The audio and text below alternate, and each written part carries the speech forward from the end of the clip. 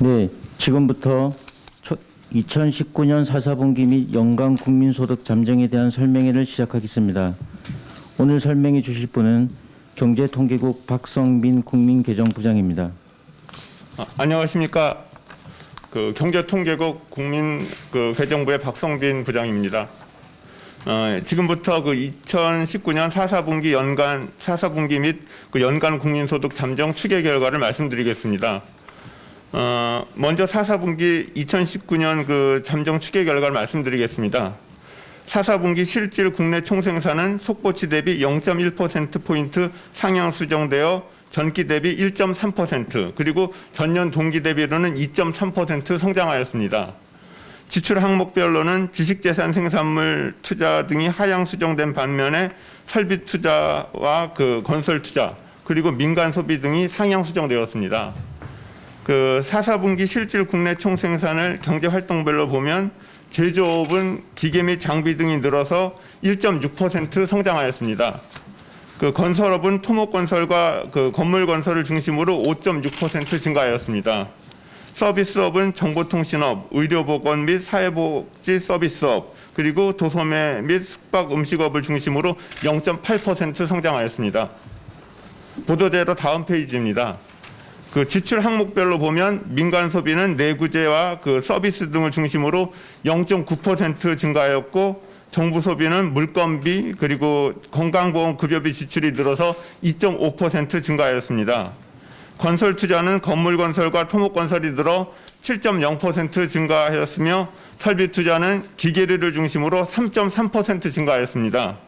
수출은 자동차가 줄었지만 기계류라든가 화학 제품 등이 늘어서 0.5% 증가하였으며 수입은 기계류 등이 늘어서 0.6% 증가하였습니다. 다음 페이지입니다. 2019년 4사분기 국민 총소득 그러니까 GNI는 명목 국내 총생산이 0.7% 늘고 명목 국외 순수치 요소 소득이 6.8조 원에서 7.0조 원으로 모두 늘어서 전기 대비 0.8% 증가하였습니다. 실질 국민 총소득은 실질 국내 총생산이 늘었지만 실질 무역 손실 규모가 확대됨에 따라 전기 대비 0.5% 증가하였습니다. GDP 디플레이터는 전년 동기 대비 0.9% 하락하였습니다. 총 저축률은 최종 소비 지출 증가율이 국민 총 처분 가능 소득 증가율을 상회하면서 전기 대비 0.8%포인트 하락하였습니다. 국내 총 투자율은 건설 투자와 설비 투자가 증가하면서 전기 대비 0.3%포인트 상승한 30.7%를 기록하였습니다. 다음으로 보도자료 4페이지입니다. 2019년 중 실질 국내 총생산은 전년 대비 2.0% 성장하였습니다.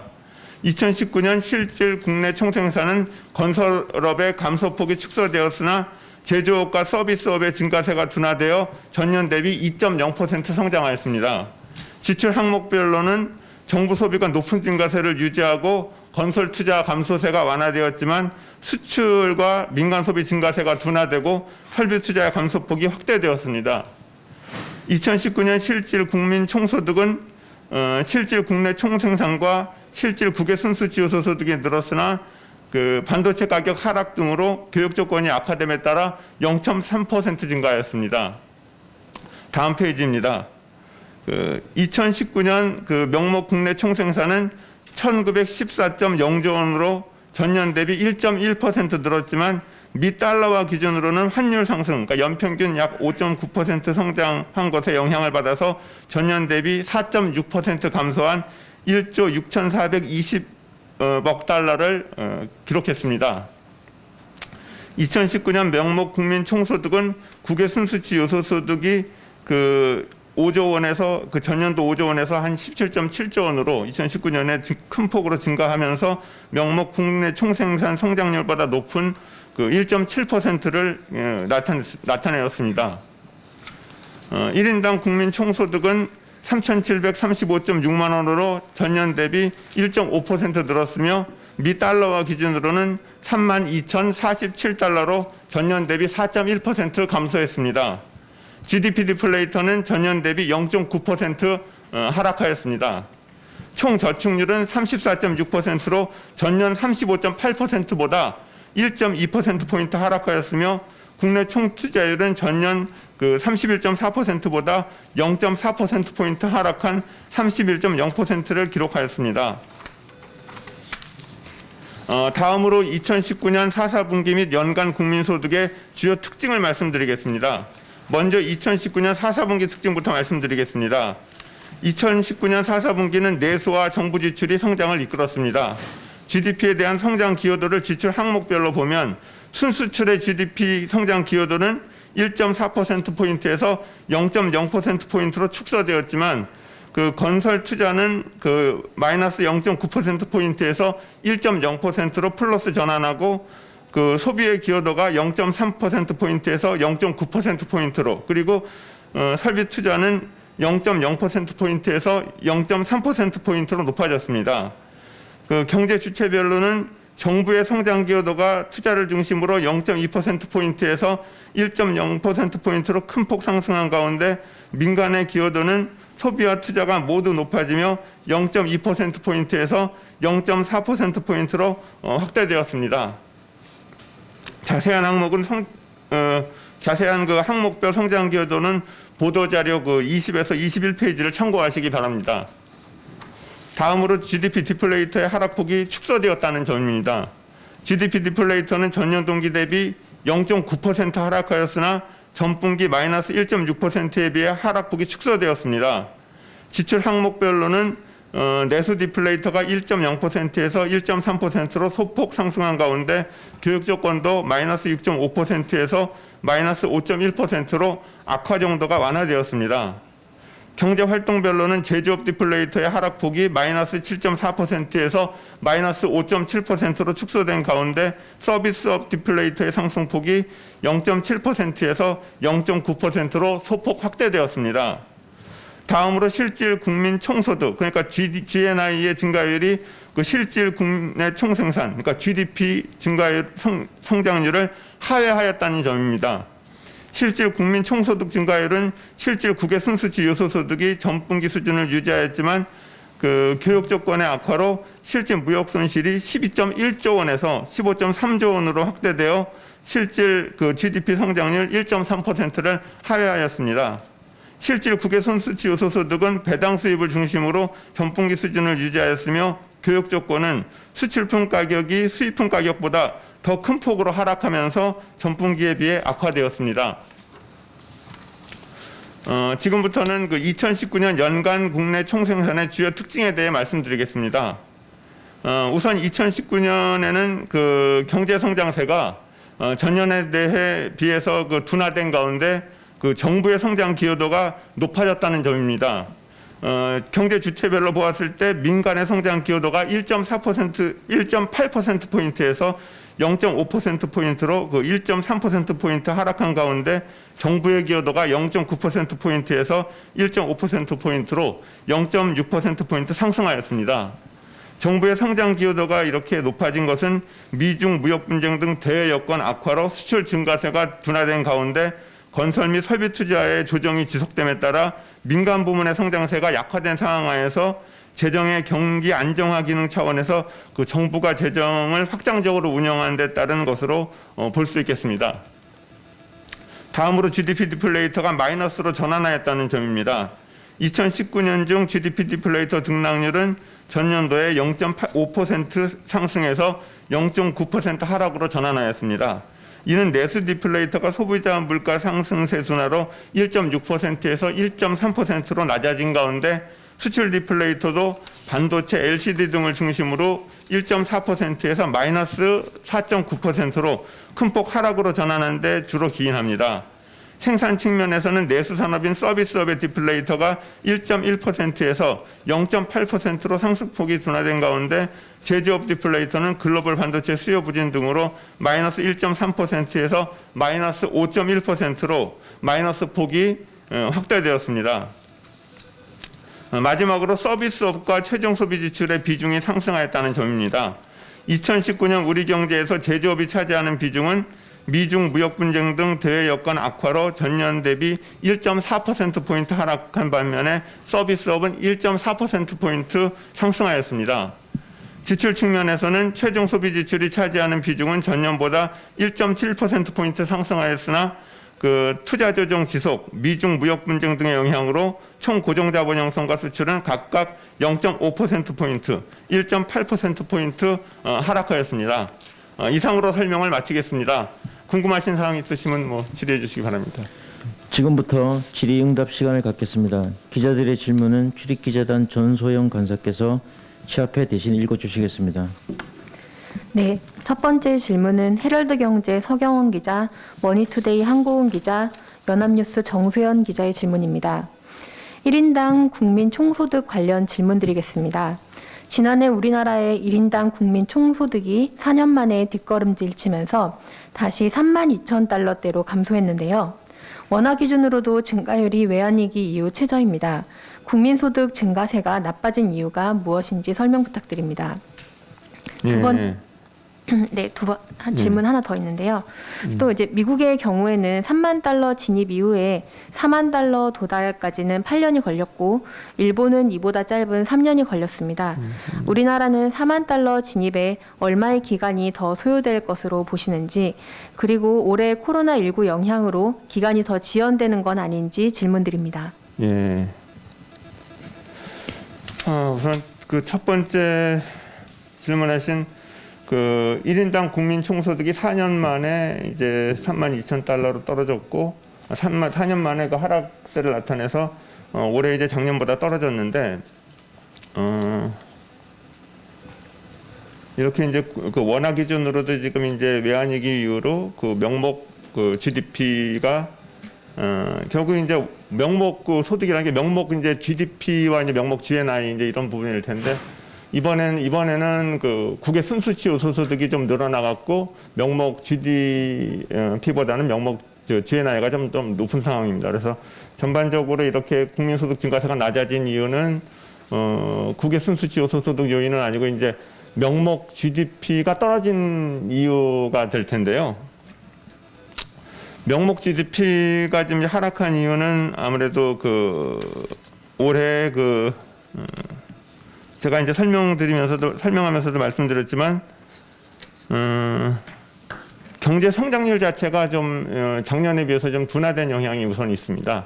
2.0%로 이제 경제 성장률이 이제 둔화됐는데 이렇게 경제 성장률이 둔화된 데에는 아까 말씀드린 대로 우리나라의 그 전반적으로 이제 세계 경기가 그 미중 무역 분쟁 등으로 이제 좀 악화되면서 그 전반적으로 그 세계 그 우리의 그 대외 경제 상황이 좀 안 좋아졌고 또 하나는 이제 우리의 그 주력 수출품인 그 반도체 가격이 좀 하락했습니다. 그래서 이와 같은 영향으로 우리의 그 수출이 실질 기준으로도 좀 주춤했지만 명목 기준으로는 그 더 크게 좀 그 반도체 가격이 하락하면서 그 수출이 좀 이제 이제 좀 둔화되게 됐습니다. 이에 덧붙여서 수출이 하락한 데다가 그 또 한편으로는 과거 그 우리나라의 그 2016년, 17년도에 그 투자가 좀 활발히 설비 투자라든가 건설 투자가 활발했는데 그렇게 활발했던 설비 투자라든가 건설 투자가 어느 정도 이제 조정 국면을 맞이하게 된 것도 좀 있고요.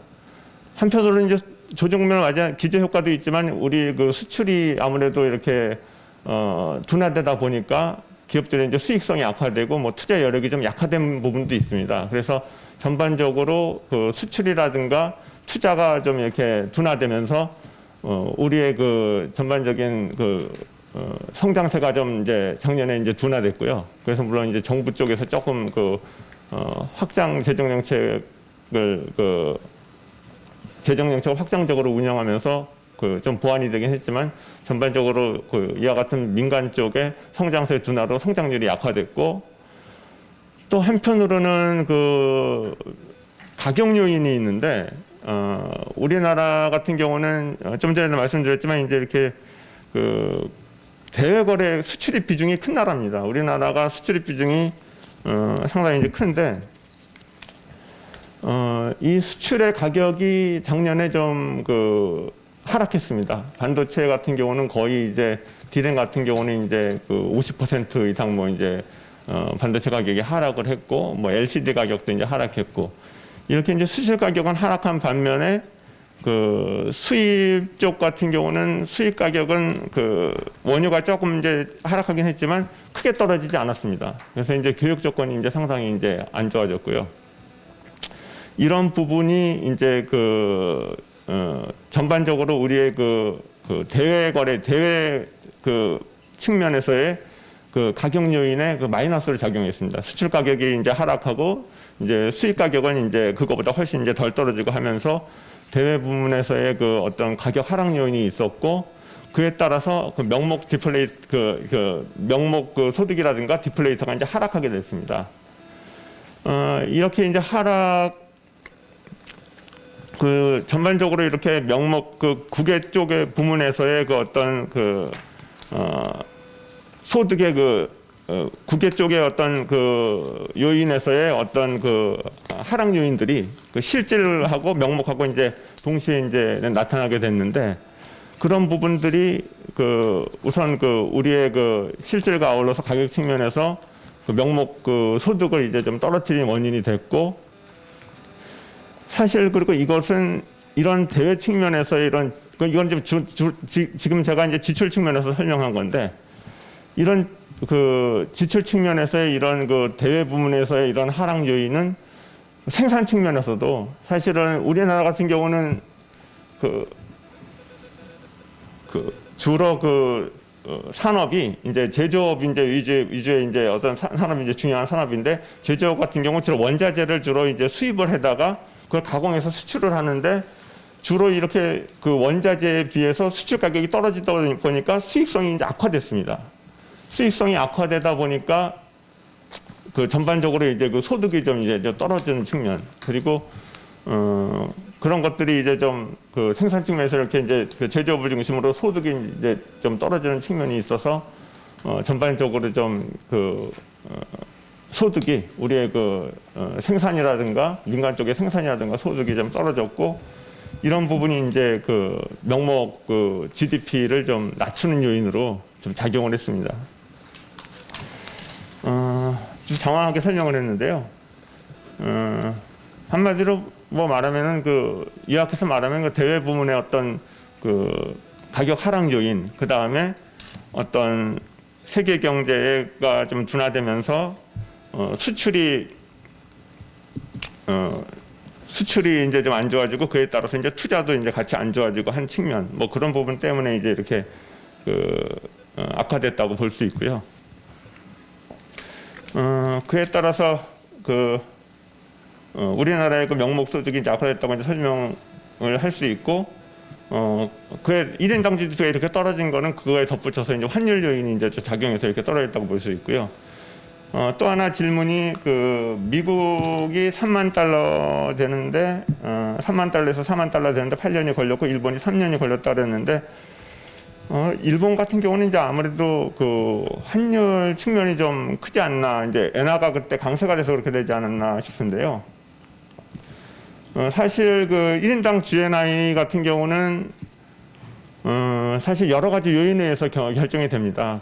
실질 성장 요인도 있고, 또 하나는 어떤 가격 요인도 있고, 또 환율 요인도 있고, 여러 가지가 있는데, 사실 우리나라 같은 경우는 지금 전에도 계속 얘기 드렸지만 국외거래 비중이 높기 때문에 국제적인 어떤 우리의 주력 수출입 제품의 가격 동향이라든가, 그 다음에 이제 환율 요인들에서도 이제 영향을 많이 받게 되는데, 이런 것들은 이제 환율 요인이라든가 이런 어떤 국외적인 어떤 반도체 가격이든가 원유 가격이든가 이런 것들이 이제 우리 명목 소득에 영향을 많이 주기 때문에, 이런 부분은 우리가 뭐 이렇게 좀 얘기하기가 좀 이제 어려운 부분인 것 같고요. 그런 것들이 이제 크게 환율 1인당 GNI에 영향을 미치는데, 이런 부분은 이제 얘기하기가 좀 어려울 것 같고, 한 가지 얘기할 수 있는 거는 이제 실질 성장률인데,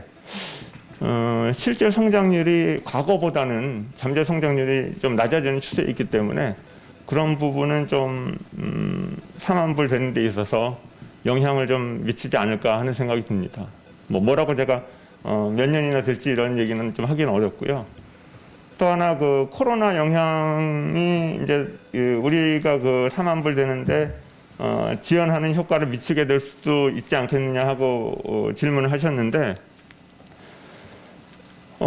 이 코로나 영향이 만약에 지금 상당히 좀 점점 이렇게 좀 확산되는 추세에 있고 좀 이렇게 돼 있는데 이것이 그래도 지금부터라도 최대한 단기간에 어떻게 좀 잘 좀 이렇게 극복이 된다면 뭐 일시적인 충격에 그쳐서 전반적인 우리나라의 어떤 그 추세적인 어떤 성장 흐름에 큰 영향을 뭐 이렇게 잘 극복해서 안 준다면은 큰 영향이 없을 수도 있는데 만약에 이것이 그 경기 흐름을 뭐 세계 경기에도 세계적으로도 확산돼서 세계적인 어떤 그 뭐 세계적으로도 확산이 돼서 이것이 어떤 회복하기가 좀 쉽지 않은 큰 충격으로 다가온다면 뭐 이것이 영향을 뭐 줄 수 있지도 않겠나 이런 생각이 듭니다. 현재로서는 뭐 어떻게 진행되고 있기 때문에 그 뭐라고 말씀드릴 수는 없고 희망하는 대로 일시적인 충격이 그친다면 뭐 큰 영향은 없을 거라고 보는데 제가 뭐 뭐라고 말하기는 좀 어렵네요. 이 부분은 좀. 네, 다음 질문은 머니투데이 한고은 기자 질문입니다. 작년 4분기 성장률이 상향 조정된 이유에 대해서 좀 설명 부탁드립니다. 민간 부분의 성장 기여도가 상승했는데 구체적으로 속보치에 비해서 개선된 내용에 대해서 설명 부탁드립니다. 예.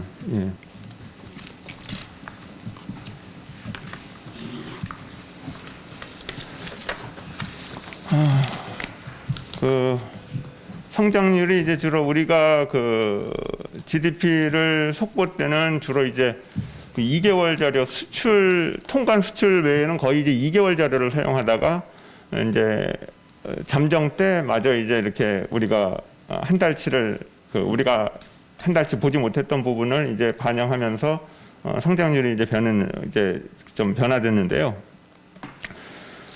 특히 이제 작년 4분기 같은 경우는 정부의 성장 기여도가 속보치와 동일한 그 1.0%를 유지했지만 민간 성장 기여도가 투자와 소비를 중심으로 0.2%포인트 상향 조정됐습니다. 그래서 이제 민간 투자의 성장 기여도가 0.2%포인트, 민간 소비가 그 0.1%포인트 이제 상승했는데 요것이 제가 보기에는 좀 의미가 있다고 생각됩니다. 제가 그 4분기 속보 때, 4분기 속보 때 그 어떤 우리 그 속보의 특징을 보면은 그 수출 민간 쪽의 그 특징을 보면은 수출의 기여도가 3, 4분기 때 1.4%포인트로 상당히 높다가 4, 4분기 때 0.0%로 이렇게 상당히 그 꺾인 그 둔화된 상태에서 민간의 성장 기여도는 오히려 전체적으로 수출이 그렇게 큰 폭으로 하락했는데도 불구하고 0.2%에서 그 민간 기여도가 0.4%포인트로 늘어났습니다. 비록 뭐 이번에 그 성장률이 1.3%로 높아진 데에는 정부 쪽이 이제 크게 기여한 부분이 이제 크긴 하지만 민간 쪽의 경우에도 0.2%의 그 포인트에서 0.4%포인트로 상당히 좀 높아졌습니다. 이것이 이제 그 수출이 상당히 그 낮아진 상태에서도 소비 투자가 높아서 국내 내수 쪽이 높아서 높아진 거기 때문에 이 자체가 상당히 그 우리 경제에 있어서의 어떤 제가 보기에는 긍정적인 모멘텀이 아닐까 생각이 됩니다. 이것이 그 속보 때보다 좀 이렇게 그 부분이 제가 이 민간 내수 쪽이 이렇게 더 좋아졌는데 상당히 긍정적이라고 평가를 합니다. 다만 이제 이번 1, 4분기 때 이제 코로나 사태로 인해서 이런 흐름들이 이제 어떻게 계속 이어갈 수 있을지 하는 생각이 드는 게 좀 아쉬운 점인데요. 그런 부분에서는 상당히 4, 4분기에는 긍정적인 흐름들이 나타났다고 생각합니다. 네, 다음은 연합뉴스 정수연 기자의 질문입니다. 1분기 성장률이 지난해 1분기의 마이너스 0.4%보다도 나쁠 수 있다고 지난번에 이제 설명을 했었는데요. 현재까지 1월과 2월의 지표 추세는 어떤지 궁금합니다. 글쎄요, 지금 나온 거는 1월 산업생 주로 이제 저희 지금 시점에서 볼 수 있는 거는 그 1월 산업 동향하고 1월 그 저희가 이제 주로 참고하는 게 이제 1월 통계청의 산업 활동 동향하고 그다음에 이제 수출일자리밖에 없는데 1월 산업 활동 동향은 그 1월에 그 전월비로 한 0.1% 이제 증가한 걸로 나왔습니다. 근데 이제 요것이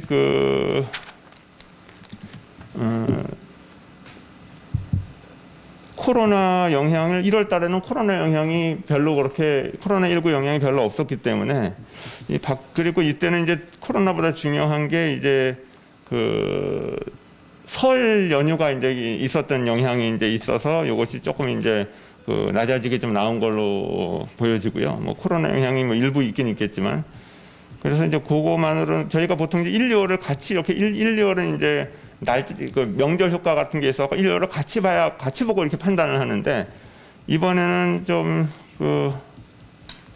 일단 0.1% 코로나 영향이 있기 전의 영향이라 뭐 이것은 이제 좀 코로나 영향도 없고 코로나 영향도 이제 크게 반영된 것이 아니고 그리고 또 이제 명절 효과 등으로 우리가 좀 이제 요거 파악하기도 조금 어려운 부분이 있고요. 다만 이제 수출입 동향을 보면은 1월에는 수출이 6.3%가 이제 증가율이 이제 6.3% 하락했고 2월에는 4.5% 증가했고 그리고 일평균으로 보면은 1월에는 4.6% 증가한 반면에 2월에는 11.7%가 낮아졌는데 2월이 이제 코로나 영향을 좀 받은 때라고 좀 볼 수 있을 것 같은데요. 코로나 영향이 이제 어떻게 보면 수출이라든가 제조업 부문에 나타나는 영향이 일부 이제 2월 달에 좀 반영된 것 같은데, 이 부분이 이제 중국 쪽으로의 수출이 좀 둔화되면서 2월 달이 일평균 수출이 우리가 기대했던 것보다 좀 이제 낮아진 측면이 있고, 뭐 이런 정도만 지금 이제 알 수 있는 상황인데요. 이제 주로 이 코로나19 영향이 주로 뭐 제조업에도 상당 부분 이번 같은 경우는 제조업이나 대외거래 부문에도 우리의 어떤 수입에서의 어떤 중간재 수입의 차질이라든가 중국의 수요 부진으로 인한 수출 둔화라든가 이런 영향을 통해서 제조업이라든가 수출 부문에도 영향을 미치지만 보다 더 직접적으로 나타나는 게 이제 소비라든가 서비스 부문에 영향을 나타낼 것 같은데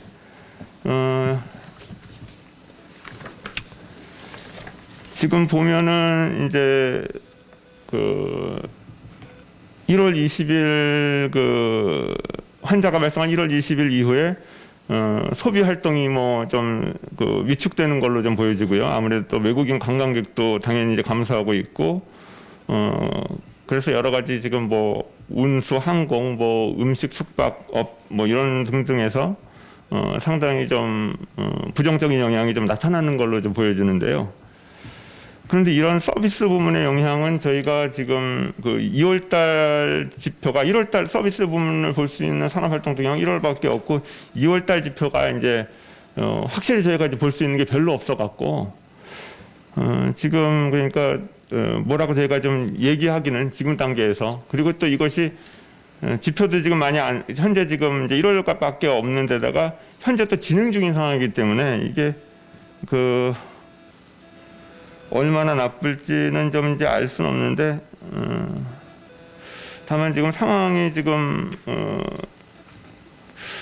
생각했던 것보다 계속 지금 이렇게 좀 확산되는 걸로 봐서는 아무래도 조사구에서 언급했듯이 좀 부정적인 영향이 상당히 좀 나타나지 않을까 이런 생각이 듭니다. 근데 확실한 건 좀 더 지켜봐야 될 것 같습니다. 제가 이 자리에서 이 상황을 말씀드리기가 좀 어려울 것 같습니다. 예, 네. 제가 조그만 보충 설명을 좀 드리면요. 저희 부장님이 설명드렸듯이 1월, 2월은 그 설 연휴 효과 때문에 1, 2월을 같이 평균해서 보는 게 그 상황 경제를 판단하는 게 더 적절한데요. 예를 들어서 지금 통관 수출 같은 경우 1, 2월 평균이 마이너스 1.3%입니다. 근데 작년 같은 경우 이제 작년 그 10월에 마이너스 15%였고요. 11월이 마이너스 14.5%, 12월이 마이너스 5.3%였습니다. 그러니까 2월에 코로나가 이제 확산되고 있는데 일단 수출 쪽에서는 그나마 좀 선방하고 있는 좀 생각이 들고요. 근데 다만 물론 이제 아까 부장님 설명하셨듯이 내수 관련 지표가 정확하게 지금 코로나를 반영한 지표가 발표된 건 없습니다. 근데 뭐 그 신용카드 사용액 등의 그런 자료에 비춰 보면 내수는 되게 안 좋은 것 같고요. 근데 수출 쪽은 그나마 어려운 상황이지만 그 회복 흐름은 좀 보이고 있다고 이렇게 평가할 수 있겠습니다. 네. 더 이상 추가 질의가 없는 것 같습니다. 그러면 이상으로 기자 설명회를 마치겠습니다. 수고했습니다. 감사합니다.